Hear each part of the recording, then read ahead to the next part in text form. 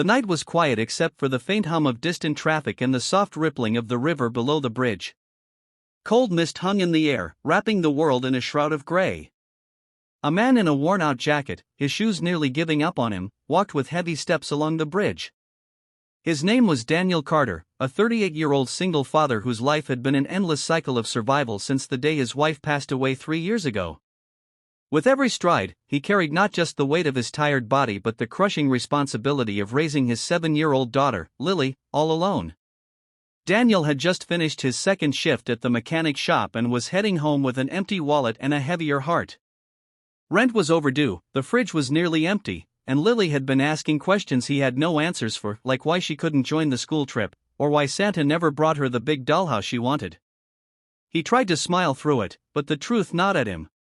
His daughter deserved a better life, yet all he could offer were patched-up shoes and bedtime stories told with forced optimism. As he walked across the bridge that night, shoulders slumped and mind consumed with worry, Daniel noticed something unusual. A figure stood near the edge of the railing, a young girl, barely in her 20s, dressed in expensive clothes, her long hair swaying dangerously in the wind. Her hands gripped the icy metal rail, and her eyes were locked on the dark waters below. His heart froze. He had seen this kind of scene in movies, but never in real life. For a split second, he hesitated. He was exhausted, broken, and burdened with problems of his own. But something inside him, maybe the father in him, snapped awake. He couldn't let her jump. "Don't jump," Daniel said, his voice firm yet trembling. He moved closer, carefully, as though approaching a frightened animal. The girl turned, startled, her eyes swollen from tears. "Stay back," she whispered. Her voice cracked, but there was something chilling about her despair. Daniel raised his hands in surrender. "I'm not here to hurt you. I can't let you do this. Please." Her grip tightened on the railing. "You don't understand. No one does. I can't take it anymore."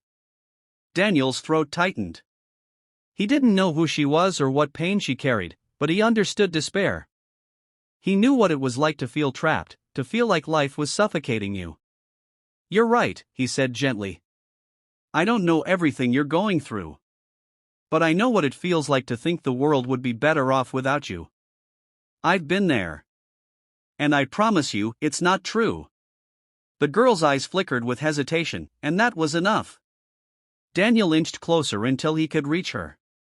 With a swift movement, he pulled her away from the railing, wrapping his arms around her trembling body as she sobbed into his chest. For a moment, neither spoke. The night air was heavy with silence, broken only by the girl's cries. Finally, she whispered, "Why did you save me? You don't even know me." Daniel exhaled slowly. "Because someone has to. And because I have a little girl at home who needs her dad to believe that people can be saved." The girl's name was Emily Harrington. She was the daughter of one of the wealthiest businessmen in the city. Her life looked perfect from the outside: luxury cars, designer clothes, a mansion with more rooms than she could count, but inside, she was drowning.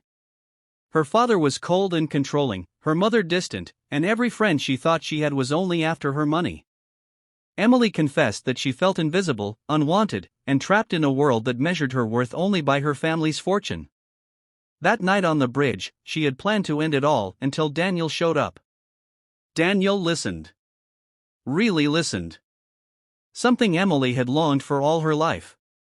And in turn, Emily saw something she had never experienced before: genuine kindness, from a man who had nothing to give but his heart. Over the next few weeks, Emily began visiting Daniel and Lily.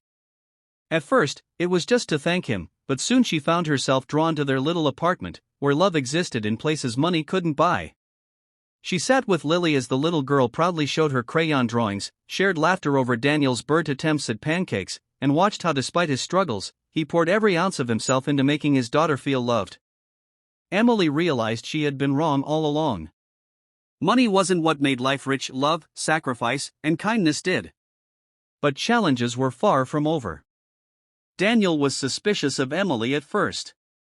He couldn't understand why a millionaire's daughter would want to spend time in his broken world. His pride also got in the way. He didn't want charity, didn't want to be pitied. And when Emily's father found out she was spending time with a struggling mechanic and his daughter, things took a darker turn. Mr. Harrington stormed into Daniel's shop one afternoon, his expensive suit a sharp contrast to the grease-stained floor. He looked at Daniel with disdain. "Stay away from my daughter," he snapped. "She doesn't belong in your world." Daniel wiped his hands on a rag, his jaw tight. "With all due respect, sir, your daughter is not property.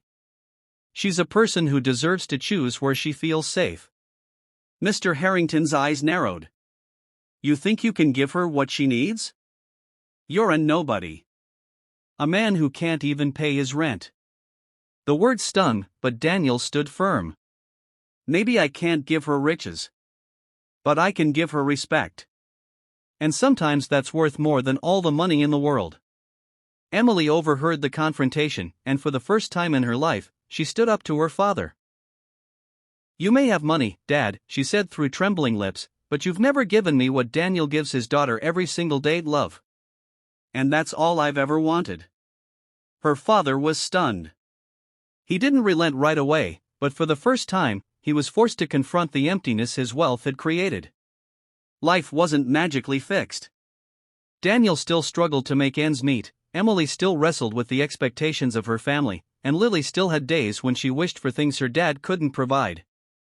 But together, they built something far more valuable than money, a family stitched together by compassion, courage, and the simple act of choosing each other. Emily began using her influence and resources to help Daniel in ways that didn't compromise his pride. She set up a scholarship fund under Lily's name, volunteered at shelters, and used her voice to raise awareness about mental health. She told her story, how a stranger's kindness on a bridge saved her life. And Daniel? He discovered that sometimes the greatest strength wasn't fixing everything, but simply being there for someone when they were about to fall. By the end of their journey, Mr. Harrington himself began to soften.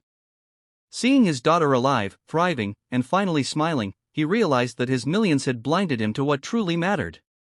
Slowly, he tried to mend his relationship with her, learning from the very man he had once dismissed as a nobody. The message is clear: life can break us, bend us, and drag us to the edge of despair.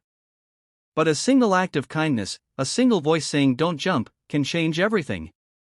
So if you're listening to this story right now and you've ever felt like giving up, remember, your story isn't over yet. There's someone out there who needs you, who will love you, and who will see you for more than your struggles. Sparkles, before you go, I'd love to hear your thoughts. What part of this story touched you the most? Comment below and share your feelings. I read every single one. Blue heart, and if you believe in spreading kindness and hope through stories like this, please subscribe to my channel. Be kind always. Your support helps us reach more hearts and remind the world that even in its darkest hours, compassion can light the way.